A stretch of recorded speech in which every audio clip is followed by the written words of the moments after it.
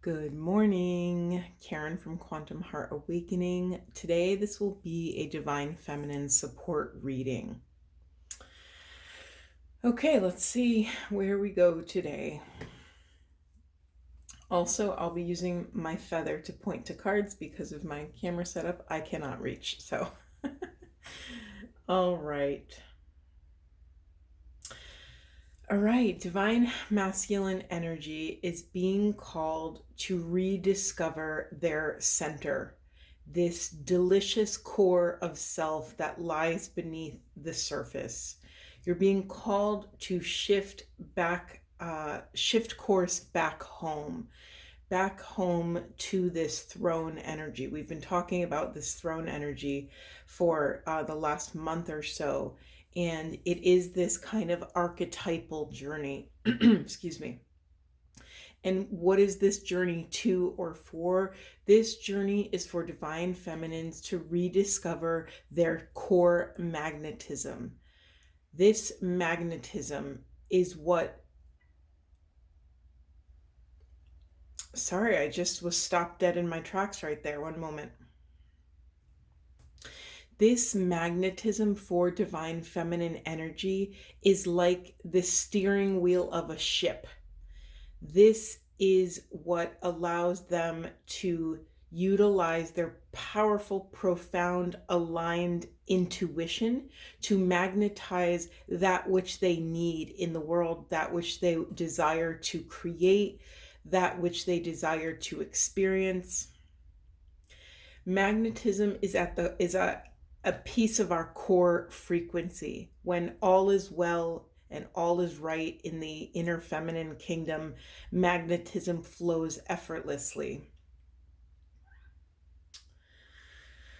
Okay.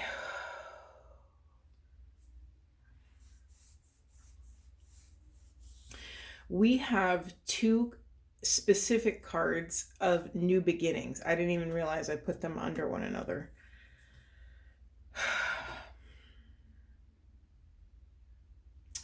There is this call to begin this new life, and there's also things showing up blocking this new life.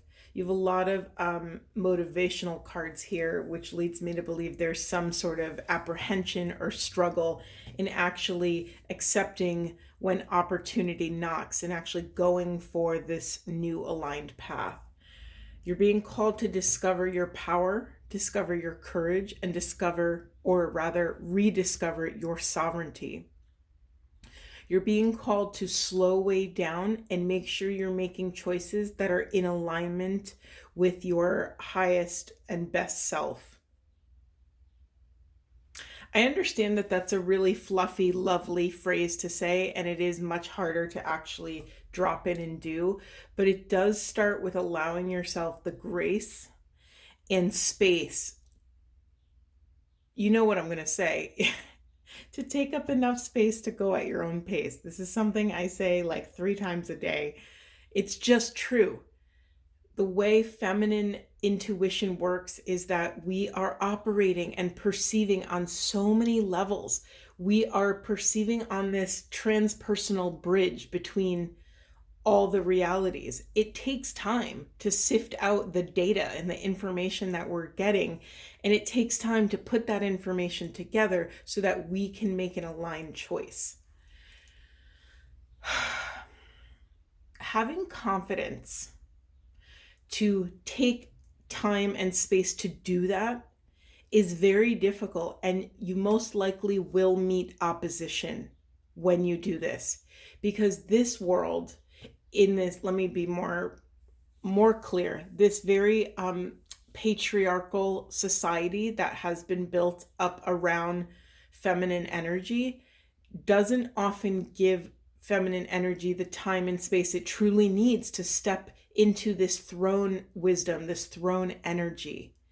And that's what we're combating here. And I don't like to say combating, but that's what we're dismantling. Once all masculine energy realizes they have an inner feminine and start doing their own internal feminine work, the way we navigate and the way the patriarchal systems navigate and infrastructures that are in place will start to crumble. And I hate to say it, I hate to say it's on them, because it's not. Feminine energy has been, sorry, I just got a really heavy message. Hold on. Feminine energy has been climbing this uphill battle for so long. I honor if feminine energy is tired right now. Rightfully so. We have this resilient card in the unconscious. Rise above any tribulations. So if you're tired right now and you've been fighting the good fight for a very long time and you are exhausted, take time to rest and do not quit. Take space for whatever self-care you need. Honor that you are not alone. Shifting collective consciousness. We do this, we breathe as one. Remember that. Remember it to your core. Remember it until you reach the profound gratitude of all feminine energy breathing as one. Of all masculine and feminine energy breathing as one.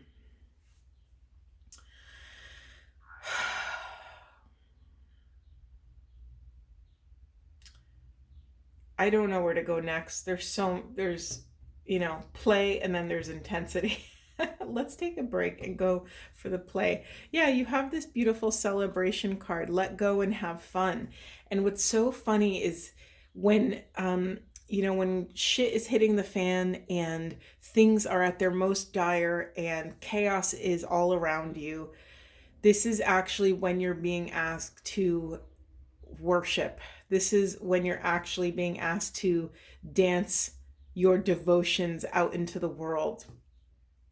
We are learning on this path to hold our center for love in all flavors of chaos. And remember that human chaos is divine order. Human chaos is divine change. It's an ordination. It's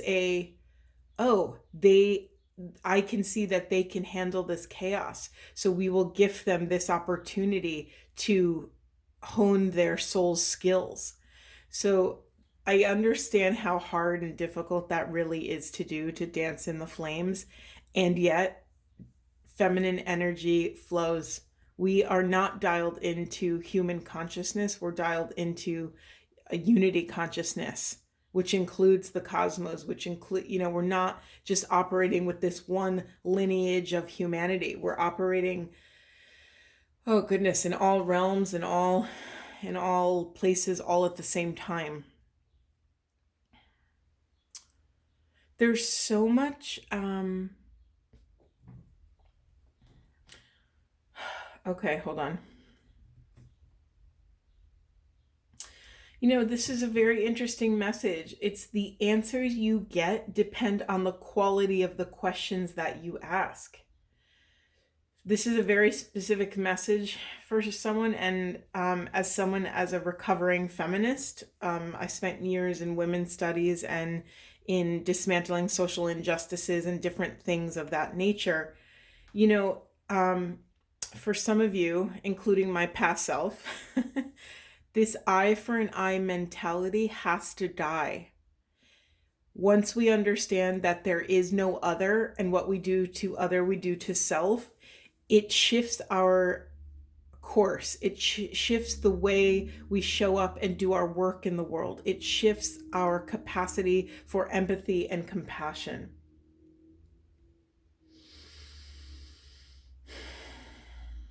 Yeah, there's something here also about you're stepping into the ring. You're stepping into this dojo, this training ground where you are being asked to think tactically, which is not normally, this is more of a masculine quality. But how beautiful would it be to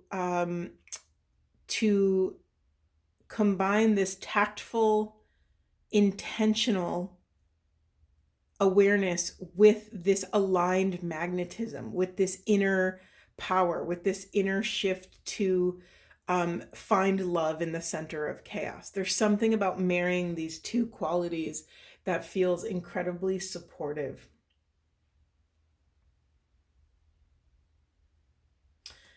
Yeah, and there's also an awareness here that everyone has something that someone else wants.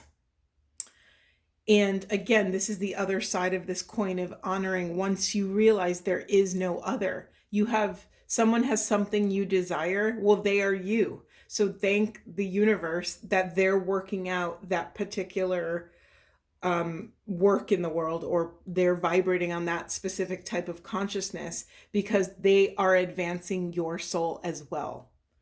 There's something very beautiful dismantling here, and really honoring that we are in total union and companionship with these other energies, with other people. It's very hard to live at this altitude. Like, let me be very clear. This is a very high altitude to function at. And just like real altitudes, 3D altitudes, you can get altitude sickness, you can get compression sickness, and all the different things that happen when you are in a high elevation. So take these things slowly, take them with a grain of salt, allow your entire system to hear them, and listen to what your system does. Your system, meaning your body, your vessel, will tell you if this is something you can hold or not. And if it's not something that you can hold yet, don't force it, okay? Really be mindful in taking care of what's happening in the body. We have this body balance card in the unconscious. It doesn't matter what the work you are called to do. If your body, mind, spirit, soul, core, mental, emotional, psychological lives are not in balance, we can't show up and do the work that we're called to do. So again, I'm going to say the thing I always say, and if your service to others and to the world does not include yourself, your service is incomplete. It must include yourself first. This is how you will become the purest and most pristine vessel to steward your bit of consciousness on the planet. Okay. Also in the unconscious, there's some of you that are in the process or will be in the process of rediscovering your voice. We have this rediscovery, and we keep getting this Speak Your Truth card, Ultimate Throat Chakra card. It's a hard journey. It's a hard journey, especially if you find yourself still in circumstances that you feel disempowered by, that you feel trapped by. Little by little, you will reclaim your bit of space. You will reclaim the space within yourself, within your throat. When you repair your intuition, you're also repairing your third confidence chakras and your throat chakras. Third and fifth. I could say more, but I'm going to move on because there's so much else here. Maybe I'll go back to it. This is very specific. Some of you are repairing past life karma, and you are doing past life healing. This showed up in another reading, but it showed up in internal parts. So don't forget, and this is sort of like an inception type of idea, but once you start to understand that we all have internal parts in our internal family system, and they have parts. And then, gosh, if you bring past lives into it, those past lives have parts who have parts. It's this really kind of, I understand how it gets so complicated, but at the end of the day, the work is always the same. The work is always being able to recognize that all of these parts are a part of your family, of your inner family. And your work is to integrate and embody and bring them closer to you, love them, hear them, listen to them, offer them compassion and empathy when they need it, offer them comfort when they need it. And remember, you still have your full sovereignty in the face of holding space for these parts.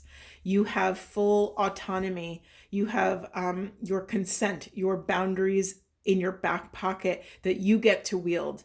Even if one of your parts is deeply suffering and all they want to do is talk about all their pain and trauma 24/7, you as this divine witness get to draw boundaries around this part and how much it rules your life. Yes, I honor your painful, awful, horrendous, tragic story. And I love myself enough to only let you talk about it for 15 minutes today. And then I have to go make lunches or get to work or work on this project or write that book, whatever it is. So again, calling your spirit back to your own power, your own sovereignty. You and only you get to make these decisions about how much of this inner work you do. It's like you're in control of the valve, right?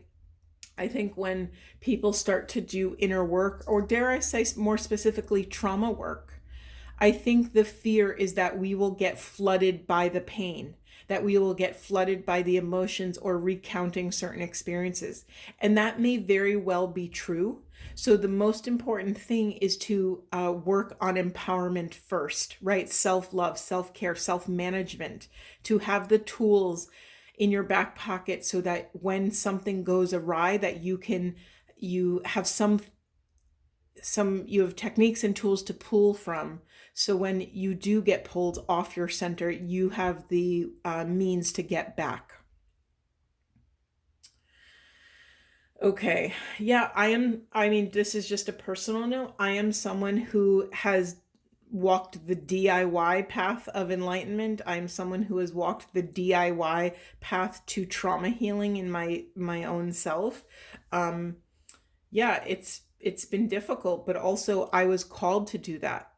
I had certain experiences with people that were healers or therapists or whatever you want to call it, any sort of healing modality, where they unfortunately caused more harm than good. And that too helped me sharpen my awareness and discernment over the boundaries I needed to have in place. And it called me to something higher. I mean, don't get me wrong, I was super pissed off for for a very long time that these people that I went to help for weren't able to help me. In fact, some made it worse, and that's a reality in the world. So I think I don't know, Spirit told me to tell that story, I think, because we have to be mindful that as we move very deeply vulnerably through this life, that we have to always keep our feet on the ground and never fully give our power away to any one person, place, or thing. It's so important as you choose and decide who you want to work with. And the key thing for feminine energy is to not let this world or your pain or your experiences harden you, to not let them close up your heart and guard yourself to the point where no one can get in and nothing can get out. So you're being called to have impeccable awareness and discernment, and really drop in, know you are worthy to pass judgment. And you know, this word judgment, when I hear judgment, I don't think of a bad thing. I think a lot of people think, oh, judgmental, that's not good. But it's discernment, right? We have to love ourselves enough to wield this discernment. If it's okay if you feel that's a healer is not up to snuff. You know, we're all walking different parts of the journey and we've all had many different experiences. Me being who I was with my gifts and talents and intuitions, I often was, let me say it with a grain of salt. My ego was perceiving that I was more aware than them, or that I had more. Let me say it like this: I just played in more pools. You know, it was hard when I went to a very clinical therapist who didn't have access to the spiritual and the unseen world, or couldn't understand my language of spirit and shamanism and tantra and conscious relating and sacred sexuality. It was very difficult that they just didn't play in the pools that I played in. So I mean, at minimum, it's just a language barrier. So you have to find someone that can speak your metaphoric language, whatever that is, like your flavor of healing, your modality. And that takes a lot of self-awareness. And you may, fall down, and that's fine. You'll get back up. You fall down and get back up. That's what we do all day long in the energy realm. We fall down and get back up. We fall down and get back up. This is the work. And so the sooner you embrace that this is the hard work, that it's going to be here, the sooner you could set up shop in this chaos and make yourself a cozy little home in your center that you get to return to. Wow, this is an interesting, powerful reading. I didn't think we were going to go here today. Okay, this is such a specific message. I'm supposed to say this to someone, and this is in the unconscious. Power and privilege do not have to mean domination and defeat. So for some of you who are still kind of operating in these competition templates, and because this is a divine feminine reading, I have to name this. I have to identify that this can happen in these energies. That being a soft, vulnerable, flowy, delightful, delicious feminine in this very masculine world, we can sometimes, to find safety, our internal masculine can sometimes become incredibly rigid and controlling, almost a tyrant over our inner feminine. So that is for someone to remember that power and privilege don't have to mean domination and defeat. We can maintain our throne status without having to defeat someone else. And remember, this is where we bring the oneness templates in, and it helps release that attachment to that separation idea, that separation template, right? When we can honor that there is no other, we realize we're trying to defeat ourselves. And what are we doing? Why is that useful? How is that supportive? So remember, again, on the planet, we are shifting from these competition templates to these creation templates. And this is a very feminine energy, right? Feminine, we are rebirthing things on the planet. We are rebirthing a new paradigm, a paradigm that is in alignment, that is in balance here. A paradigm that will support both energies thriving and reaching their highest and best possible outcomes and potentials.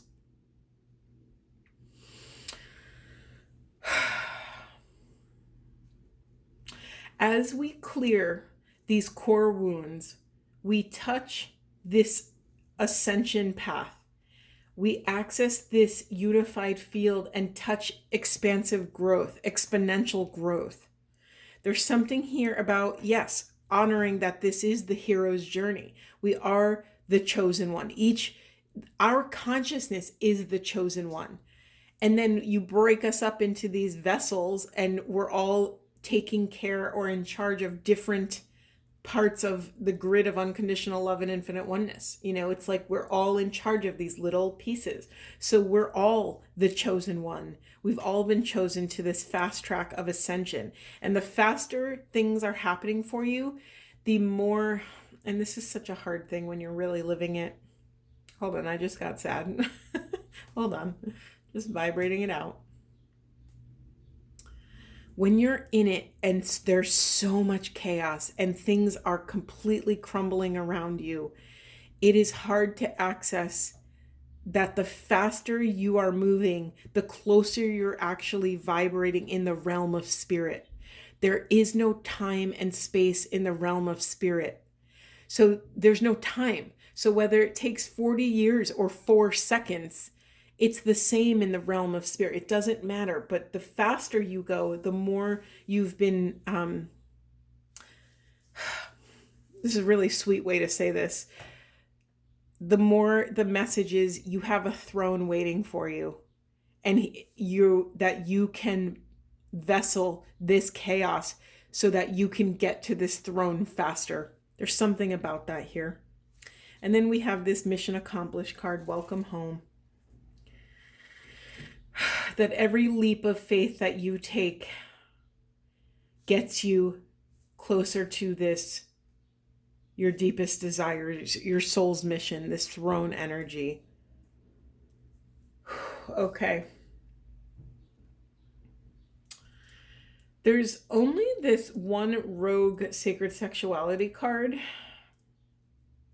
Let me just feel into it, because it's just like, a lot of these messages when I'm channeling, they're flowy, right? One flows into the other. And then sometimes there's like a boulder of a message, and it's just sitting there.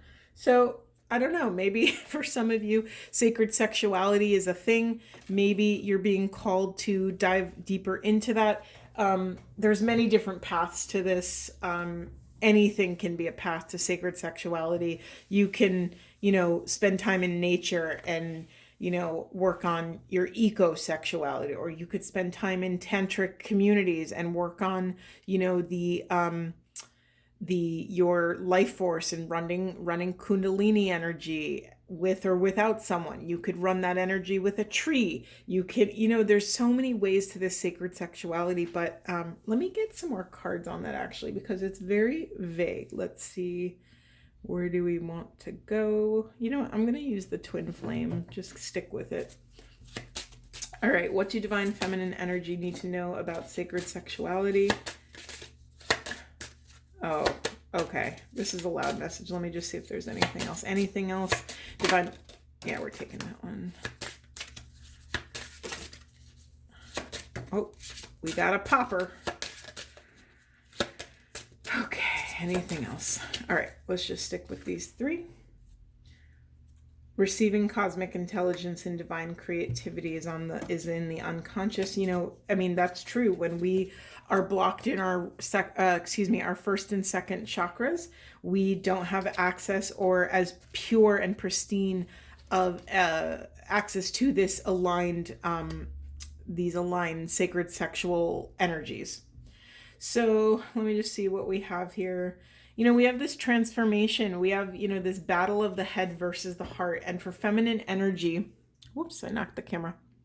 For feminine energy, we have to be full body aligned to allow ourselves and our arrows to flow freely.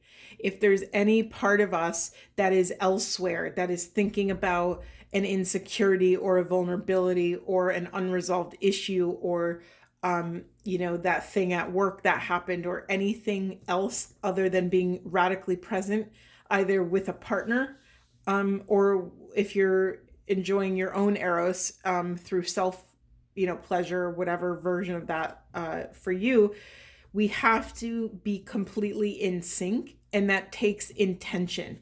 We have to transform these fracture points. We have to transform these, I love that, these fracture points between the head and the heart, because there's many things that, how do I say it? There's many energetic debris that can get caught up in our auric field, in our mini quantum field. I should just tell you this. Every time I say something like, we're here to steward our bit of consciousness or our part of the grid or whatever, what's hilarious is I actually picture all of us on this cosmic plane.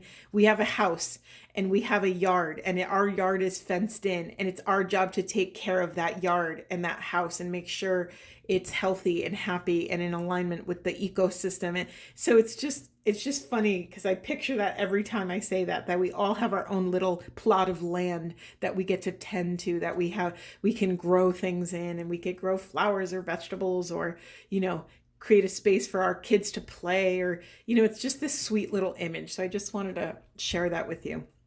So going back to sacred sexuality, again, we are transforming and healing these fractured points between the head versus the heart. Now, this could also be a very specific message of like masculine energy being the head, feminine energy being the heart. So that could be a whole nother message for some of you here.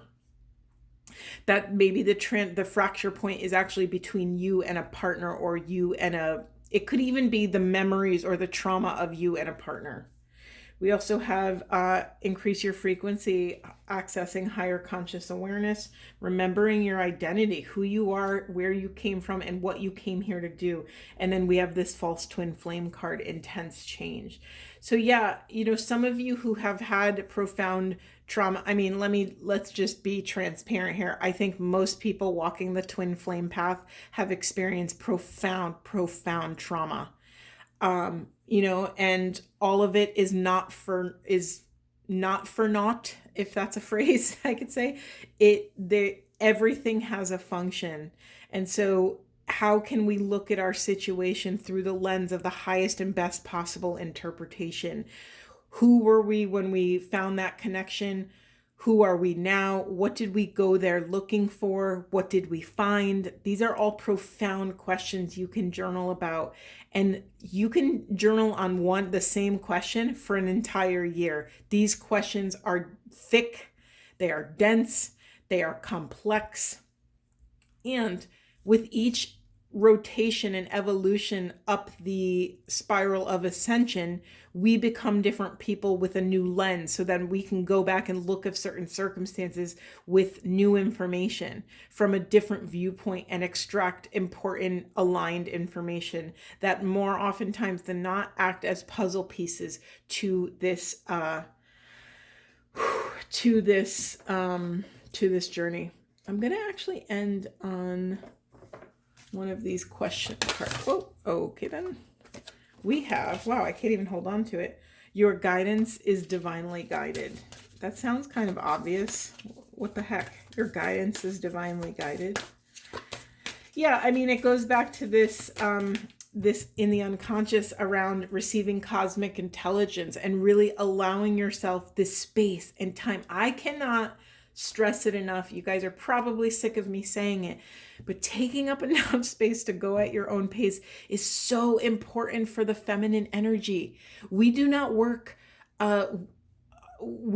crack the whip of feminine energy. You can't force the feminine energy to integrate faster or embody the divine wisdom faster. You can't do that. It's like you can't force a flower to bloom. You could rip the petals open, but then what do you have? You have a ripped open flower. Oh, something fell. Hold on. Okay, we have you're already doing it. Stop overthinking. Keep facing your true north. And in the unconscious priestess, how are you being called to step up and lead? Honor, here's the thing. Yes, it's in the unconscious, but you might not be ready to step up and lead. So I invite you, if stepping out in the world is too intense to lead, then maybe step up within your internal world. Lead your divine loving awareness. Lead it back to love. Hold space for your internal parts. Hold space for, even if you can't access your magnetism, hold space for the thought of this beautiful, sacred magnetism. Beautiful reading. Thank you so much, Divine Feminines. Sending you so much love and support, and I will see you in the next one.